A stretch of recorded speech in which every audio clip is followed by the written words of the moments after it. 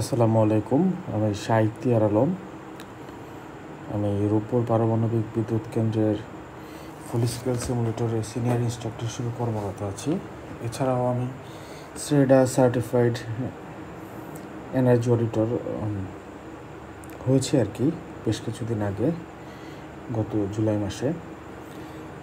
তো এই energy auditor পরীক্ষাটার দিতে গিয়ে আমি খুব দিশেহারা ছিলাম যে আসলে কই থেকে শুরু করব, কি করব। তো that was quite a big tough journey. অবশেষে আল্লাহর রহমতে আমি পরীক্ষাটা পাশ করেছি। এরপর আমার মনে হলো আমার যে জার্নি ছিল এইটা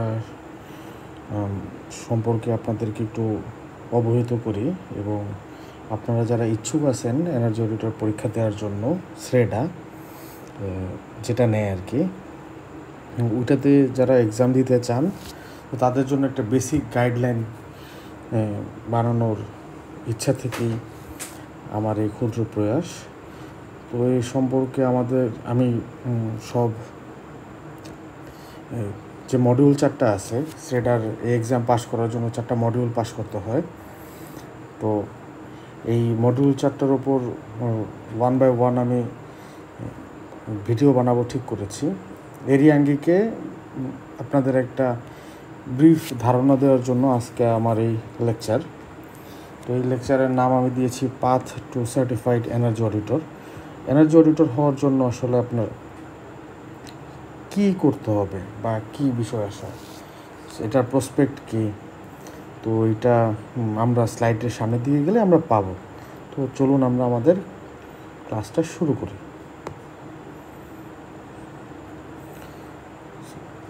যেহেতু আপনারা এনার্জি অডিটর হতে চাচ্ছেন, তো শুরুতে আমরা আসলে দেখি যে who is a certified energy auditor.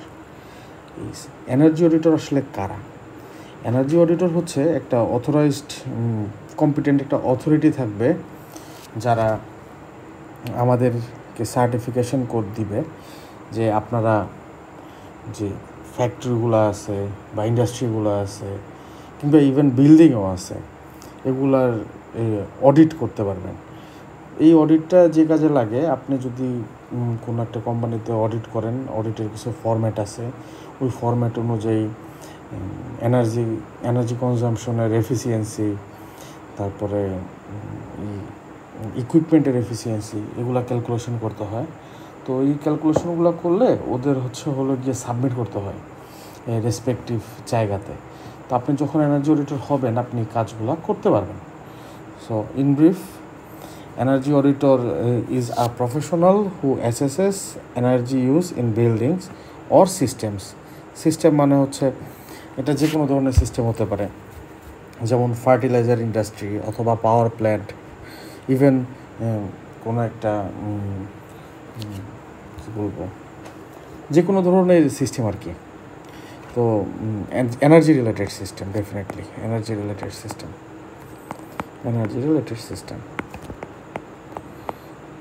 এবং এখানে আপনার যে মূল দায়িত্বটা থাকবে এটা হচ্ছে আপনি আইডেন্টিফাই ইনএফিসিয়েন্সি, যে আমরা যে অডিটটা করব আমাদের মূল দায়িত্ব কী। আমরা ডেফিনেটলি কিছু সাজেশন দেব যে এইখানে এই কাজটা করলে আপনার এনার্জি এফিশিয়েন্ট হবে, আরও এনার্জি সেভ হবে, কস্ট কাটিং হবে। সো এটা শুধু বললেই হবে না, ওইটার একটা ফোরকাস্টিং বলেন বা একটা ক্যালকুলেশন করে দেখাইতে হয় যে আপনার এই পরিমাণ ইনভেস্ট করলে আপনার এই টাকাটা আর ROI এতদিনের, কিংবা আপনার এই বেনিফিটস পাবেন, এরকম একটা ফাইন্যান্সিয়াল কম্প্যারিজনও দেখাইতে হয় এবং কিছু রেকমেন্ডেশন দিতে হয় to reduce energy consumption and cost. যেমন খুব সিম্পল একটা বেসিক উদাহরণ দিই, ক্লিনিং বাল্বস। যে কোনো জায়গাতে আপনি যদি ইভেন বাল্ব ক্লিন করেন এবং তাহলে আপনার বাল্বের যে ফিক্সচার আছে ওটা রিডিউস করতে পারবেন। এটাও একটা রেকমেন্ডেশন, যেটার জন্য আসলে কোনো এক্সট্রা কস্ট বিয়ার করতে হয় না। সো এইরকম রেকমেন্ডেশনও আপনার দেয়াটা আপনার দায়িত্বের মধ্যে পড়ে। সো আমরা যেটা পেলাম যে সার্টিফাইড এনার্জি অডিটর হল একটা পার্সন যার একটা অথরিটি থাকবে, কোনো একটা অথরিটি থেকে তাকে আসলে একটা লাইসেন্স দেওয়া হবে, যে লাইসেন্সের উপর ভিত্তি করে সে আসলে কাউকে ফর্মালি সাজেশন দিতে পারবে যে আপনি এই এই কাজগুলা করেন, বা সার্টিফাই করতে পারবে যে আপনার এফিসিয়েন্সি ঠিক আছে, আপনি আপনার যে প্লান্টের এফিসিয়েন্সি ঠিক আছে, এটসেট্রা এটসেট্রা। সো আমরা পরের পেজে যাই। এই অথরাইজেশন অথরিটির কথা আমরা বলতেছিলাম। এই অথরাইজেশন অথরিটি আসলে কারা? অথরাইজেশন অথরিটি দুই ধরনের হয়, যেমন বাংলাদেশের জন্য আছে স্রেডা, ইন্ডিয়াতে আছে BEE, এবং ওয়ার্ল্ড ওয়াইডের একটা এজেন্সি আছে, এটা হচ্ছে AEE। এরা হচ্ছে association of energy engineers. So AEEর কিছু উইং আছে। AEE আপনার ধরেন হলো গিয়ে USA, বা AEE লেবানন, AEE ইন্ডিয়া। তো দুঃখের বিষয় হলো গিয়ে বাংলাদেশে AEEর একটা উইং ছিল, তো ওই উইংটা এখন এফেক্টিভ নাই এই সেন্সে যে ওই AEE বাংলাদেশের মেম্বার আছে, ওখানে ওয়েবসাইটে গেলে মেম্বার পাওয়া যায় AEEBDর। কিন্তু আমি যখন খোঁজ নিয়েছিলাম তো দেখেছি যে আসলে AEEBDর যে অ্যাক্টিভিটিস তেমন নাই। এর কারণ হচ্ছে AEE যে সার্টিফিকেশনটা দেয় ওইটা বাংলাদেশে কাজে লাগে না, বা ওইটা ইনভ্যালিড। কারণ আমাদের এখানে যেটা আছে স্রেডা যে সার্টিফিকেশন দেয়, এটা দিয়ে আপনার এনার্জি অডিটের কাজটা হয়। এই কারণে আমাদের AEEর সার্টিফিকেশনের দরকার নাই। কিন্তু তারপরেও যদি কেউ চিন্তা করেন যে AEE সার্টিফিকেশন আপনি নিতে চান, বা AEE সার্টিফিকেশনে আপনি ইন্টারেস্টেড, যদি আপনি দুবাই কিংবা USA বা আদার্স কোনো কান্ট্রিতে আপনি যদি এই অডিটের কাজটা করতে চান, তখন আপনি AEEর সার্টিফিকেশন আপনাকে নিতে হবে। এই AEEর সার্টিফিকেশনটা বাংলাদেশে বসেও নেওয়া যায়, এজন্য আপনাকে AEE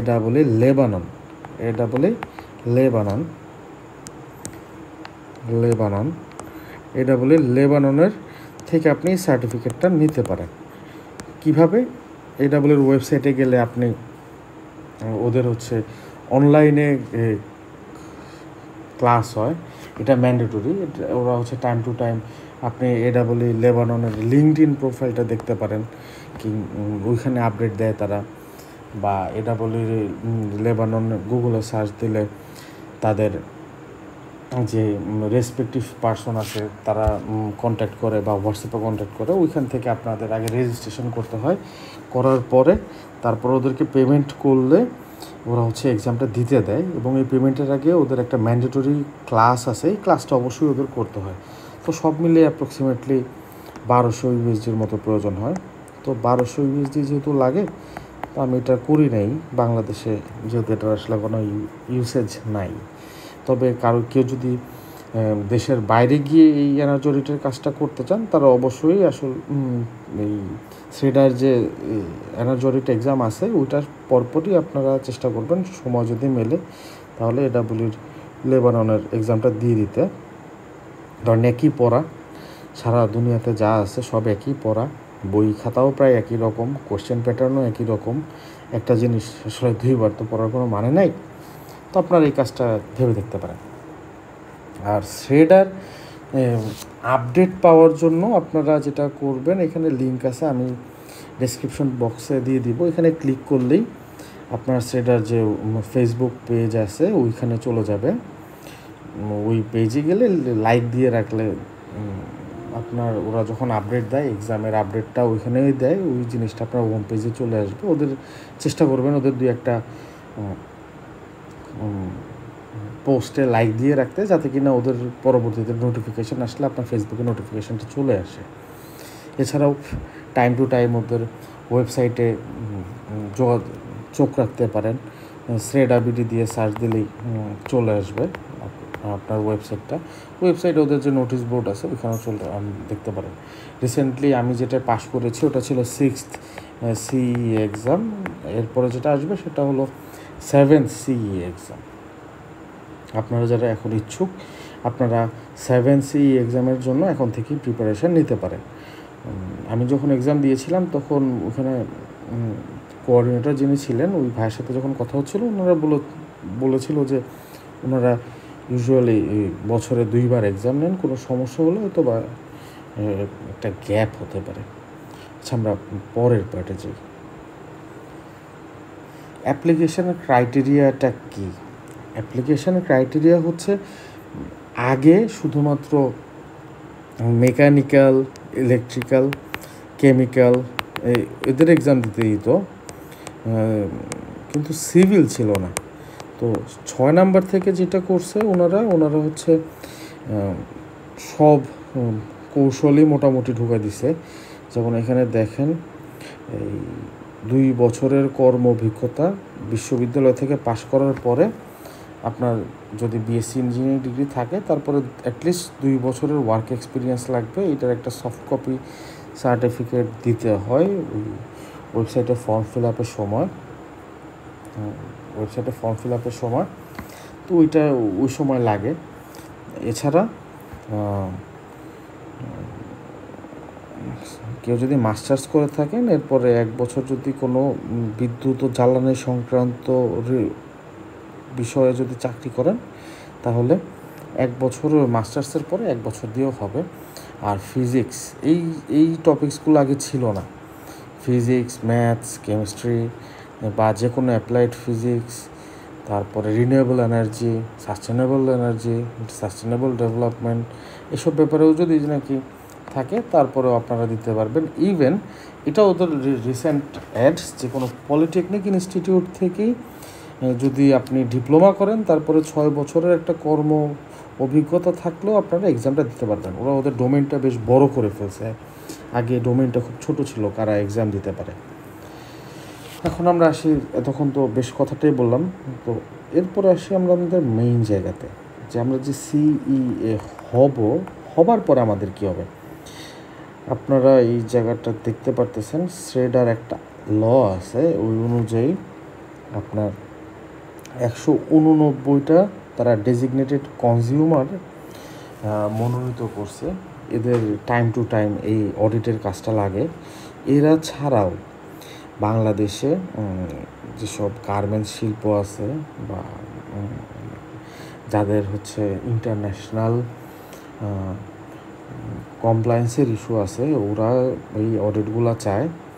সো বাংলাদেশের জন্য গার্মেন্টস ইন্ডাস্ট্রি, তারপরে ফার্টিলাইজার ইন্ডাস্ট্রি, এগুলো হচ্ছে বেশ প্রমিনেন্ট একটা সেক্টর এই সার্টিফাইড এনার্জি অডিটরদের জন্য।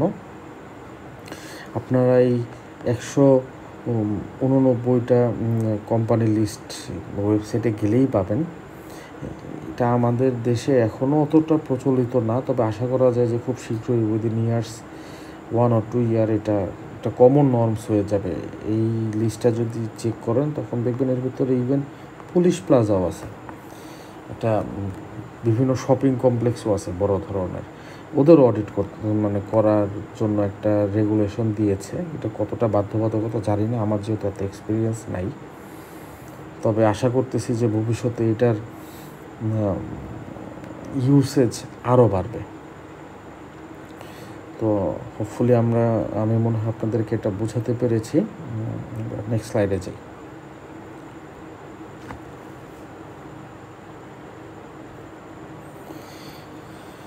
Exam preparation. আমরা এতক্ষণ সার্টিফাইড এনার্জি অডিটর কী বা কারা এবং এদের অ্যাপ্লিকেশনটা কই এটা জানতেছিলাম। তো এখন আমাদের যে টপিক সেটা হচ্ছে এক্সাম প্রিপারেশন। আমরা যারা এই এক্সামটা দিতে চাচ্ছি তাদের জন্য আসলে এটা কী রকম একটা সময় লাগবে। আমি ধরে নিই আমরা যারা এক্সাম দিচ্ছি তারা হলো গিয়ে কোনো ইঞ্জিনিয়ারিং ব্যাকগ্রাউন্ডের গ্র্যাজুয়েট, তো এবং প্রায় 2-3 বছর আগে পড়ালেখা শেষ করেছেন বা 4-5 বছর আগে। তো এরকম যদি একটা সিচুয়েশন আপনার দাঁড়ায়, পড়ালেখার চাপে পড়ালেখা থেকে 2-3 বছর ডিটাচড আছেন, তো অ্যাপ্রক্সিমেটলি আপনাদের যে মডিউল আছে 4টা এবং অ্যাপ্রক্সিমেটলি একটা মডিউলের জন্য আপনার 80 ঘন্টা পড়তে হবে। কারণ আমরা এরপরে গিয়ে দেখব একটা মডিউলে 8টা-10টা করে 8টা-7টা করে অধ্যায় আছে। একটা অধ্যায়ের জন্য জিনিসগুলা একেবারে বেসিকও না, আবার একেবারে টপ নচও না, খুব ক্রিটিক্যালও না, মোটামুটি হার্ড। তো এক একটা টপিক্সের জন্য, চ্যাপ্টারের জন্য আপনার অন অ্যান অ্যাভারেজ 8 থেকে 10 ঘন্টা সময় লাগবে। এই কারণে আমি একটা অ্যাপ্রক্সিমেশন দিয়ে দিয়েছি, আপনার 80 ঘন্টা লাগবে এই জিনিসটা পড়তে। এরপরে আপনার যেটা খুবই জরুরি তা হলো আপনার 10টা এক্সাম দিতেই হবে। 10টা এক্সাম কেন? আপনার এখন পর্যন্ত 1 থেকে 4 পর্যন্ত এক্সাম পেপারগুলো স্রেডা অনলাইনে আপলোড করছে। এছাড়াও বিডাবলির যে এক্সামগুলো আছে, আপনার হলো বিডাবলির এক্সাম পেপার আপনারা অনলাইনে পাবেন। এটা নামাইলে ওই যেহেতু আমাদের বইগুলা ইন্ডিয়ানরাই ডেভেলপ করছে এবং বিডাবলির সিলেবাসের সাথে আমাদের সিলেবাস অনেক মিলে যায়, তো ওদের এক্সামের যে পেপার এগুলো আপনার বাসায় প্র্যাকটিস করতে হবে। এক একটা এক্সাম হয় 3 ঘন্টার, এর মধ্যে আপনার এমসিকিউ থাকে এবং রিটেন পার্ট থাকে, দুইটা মিলাই 3 ঘন্টা, এবং এদের মধ্যে কোনো টাইমের স্প্লিট নেই। প্রতিটা এক্সামের এক্সামে এই 3 ঘন্টার, এবং এতে কোনো টাইমের স্প্লিট নাই। এর আগে আপনার মডিউল 1, 2, 3 এগুলো ছিল 150 মার্কসের, আর মডিউল 4 ছিল 100 মার্কসের। কিন্তু আসলে মডিউল 4 100 মার্কস মানে যে আপনার এখানে পড়ালেখা কম, ব্যাপারটা মোটেও এরকম না, জাস্ট রেসপেক্টিভ মার্কিংসগুলো কমে গেছে, আদারওয়াইজ সব ঠিকঠাক আছে। আপনারা এখানে বিডাবলির ওয়েবসাইট থেকে বিডাবলির যে প্রিভিয়াস মডিউলের কোশ্চেনগুলো আছে ওগুলো নামাবেন, নামায় এগুলো পড়তে হবে। এরপরে আপনি 20 ঘন্টা রাখবেন হচ্ছে এক একটা টপিক্সের জন্য, এক একটা মডিউলের জন্য। আপনার যেই সমস্যাগুলো ছিল এক্সাম দেওয়ার সময় আপনি পেয়েছেন, ওইগুলো একটু রিসলভ করার জন্য। সো অন অ্যান অ্যাভারেজ আপনার এখানে একটা 2 মাসের প্রিপারেশন আছে। আপনারা যারা এক্সাম দিতে চান তারা অবশ্যই একটা 2 মাস সময় হাতে নিয়ে এক্সামটা দিবেন, আমার লেগেছে আর কি ভাই। তবে কেউ যদি খুব এক্সট্রা ট্যালেন্টেড থাকে তাদের হয়তো কম লাগতে পারে, তবে আমরা আশা করতে পারি যে আপনি পাস করতে চাইলে একবারে আপনার হাতে 2 মাস সময় রাখতে হবে। এখানে আরেকটা কথা বললে নেই, এখানে 4টা মডিউলের এক্সাম হয়। কেউ যদি একটা মডিউলে ফেল করলে সে ওইটা রিটেক নিতে পারে, আর যদি 2টা মডিউলে ফেল করে তাহলে হচ্ছে 4টা এক্সামে দিতে হয়। এটা হচ্ছে একটা ইস্যু। আর এখানে প্রথমবার আপনার এক্সাম দেওয়ার জন্য 12,000 টাকা লাগবে, আর আপনি যদি 2টা মডিউলে ফেল করেন তাহলে তো আবার এক্সাম দিতে হবে, আর যদি একটা মডিউলে ফেল করেন তাহলে 6,000 টাকা দিয়ে আপনি 2বার এক্সাম দিতে পারবেন। মানে আমি যদি 6-7 নম্বর দিয়ে 7-এ একটা মডিউলে ফেল করেন তাহলে আর 6,000 টাকা দিলে আপনি 8 আর 9 দুইটা অ্যাপিয়ার করতে পারবেন। সো হোপফুলি আপনারা পড়াশোনা করবেন এবং একবারেই পাস করে যাবেন। যে এইটা আচ্ছা, এবার আসি আমরা আমাদের স্টাডি ম্যাটেরিয়ালগুলো কী হবে। স্টাডি ম্যাটেরিয়ালগুলো অবশ্যই you have to go to the basics. স্রেডার যে মডিউল আছে এই মডিউলটা একবারে পুরো শেষ করে দিতে হবে, এবং স্রেডার প্রিভিয়াস কোশ্চেন পেপার লাগবে। আর এছাড়াও আপনারা অ্যাসিস্টিভ ম্যাটেরিয়াল হিসাবে বিডাবলির যে মডিউলটা আছে এটা চেক করে দেখতে পারেন। বিডাবলির মডিউল না হলেও চলে, তবে বিডাবলির কোশ্চেন পেপারগুলো মাস্ট লাগবে আপনার প্র্যাকটিসের জন্য। 4টা এক্সাম অনলাইনে আছে, এই 4টা দিয়ে আসলে আপনার ফুল কাভারেজটা আসবে না। বিডাবলির যে মডিউল আছে ওদের ওখানে 20-25টার মতো এক্সাম পেপার আছে, ওখান থেকে র্যান্ডমলি লেটেস্ট হয়তো বা 8-10টা নিয়ে বা 5-6টা প্র্যাকটিস করলেই হয়ে যাবে। আর আপনারা লার্ন উইথ রুদ্র যে ভিডিওগুলো আসবে এই ভিডিওগুলো আপনারা দেখতে পারেন যদি মনে করেন। আচ্ছা, এরপরে আমরা ভিডিওর প্রায় শেষ পর্যায়ে চলে এসেছি। এখন আমরা দেখব আমাদের যে 4টা মডিউল আছে এই 4টা মডিউলের ভিতরে কি কি আছে। 4টা মডিউলের ভিতরে সবচেয়ে প্রথমে যে মডিউলটা আছে মডিউল 1, এটা হচ্ছে একেবারেই বেসিক, ভেরি বেসিক। এটা কারোর জন্যই খুব একটা কষ্ট হওয়ার কথা না। এটা এইচএসসি বলা যাবে না, বাট এটা যে কোনো ইঞ্জিনিয়ারের জন্য আসলে এটা খুবই বেসিক। এর ভিতরে আছে ইন্ট্রোডাকশন টু এনার্জি, এর ভিতরে আছে এনার্জি কী ধরনের এনার্জি বা শক্তি কী, W = Fx, একেবারেই বেসিক্স ইন্টারের জিনিসপত্র। এটা ছিল ইন্ট্রোডাকশন টু এনার্জি।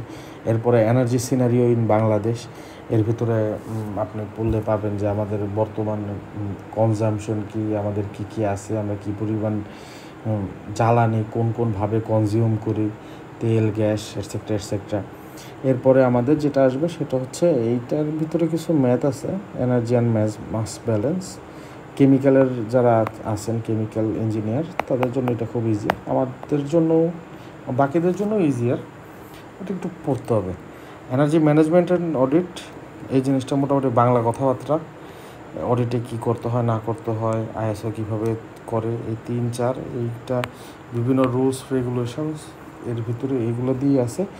আর লাস্টের যে দুটো আছে এটা হচ্ছে পিওরলি প্রজেক্ট ম্যানেজমেন্টের পার্ট। যারা এমবিএ বা বিবিএ করছেন বা ভার্সিটিতে অ্যাকাউন্টিং ছিল তাদের জন্য এটা ইজিয়ার। তবে এটার ভিতরে খুব বেশি টাফ কিছু নাই, এখানে সুপারফিশিয়াল টাইপ জিনিসপত্রই আছে, যে বেঞ্চমার্কিং, আমি যদি নাকি কোনো একটা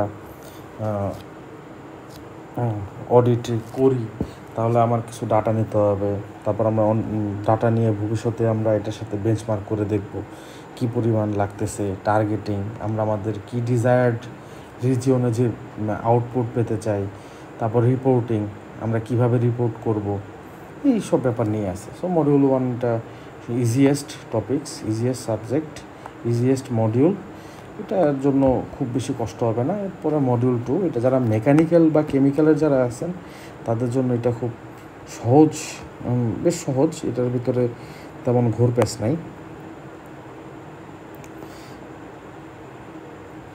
এখানে ফুয়েলস অ্যান্ড কম্বাসনস, এটাও বিভিন্ন ধরনের কম্বাসন আছে, তারপরে বয়লার আছে, স্টিম সিস্টেম আছে, ইন্ডাস্ট্রিয়াল ফার্নেস আছে, ফার্নেসগুলোর বর্ণনা, এফবিসি বয়লার টয়লার এগুলো আছে, কিছু হিট এক্সচেঞ্জারের জিনিসপত্র আছে, ইনসুলেশনের কিছু ম্যাথস আছে। এই কোজেনারেশন চ্যাপ্টারটা ছোট, কোজেনারেশনে তেমন কিছু নাই, 4-5টা ম্যাথ আছে। এইটা টারবাইন আছে কিছু, তারপর হচ্ছে ওয়াটার জ্যাকেট কুলিং, যেটাকে বলে ইঞ্জিন থেকে ওয়াটার নিয়ে কুলিং করতে হয়। তো এই চ্যাপ্টার 2 এটা পুরোটাই আসলে থার্মোডাইনামিক্স। সো এই জিনিসটা পড়তে হবে আর কি।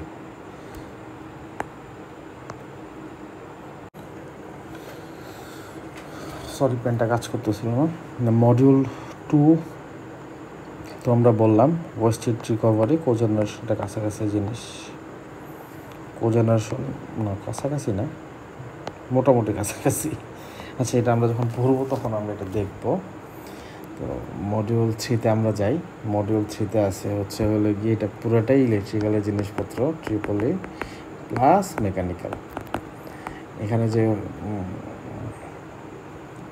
ইলেকট্রিক্যাল সিস্টেমস আছে আমাদের এখানে দেশে, কী ধরনের ইলেকট্রিক্যাল সিস্টেমস, কত কেবল লাইন গুলা, তারপর আমরা কী পরিমাণ ইলেকট্রিসিটি ইউজ করি, ইলেকট্রিসিটিগুলো ট্রান্সমিশন কীরকম হয়, এই জিনিসগুলো নিয়ে এটা আছে। এরপরে আছে ইলেকট্রিক্যাল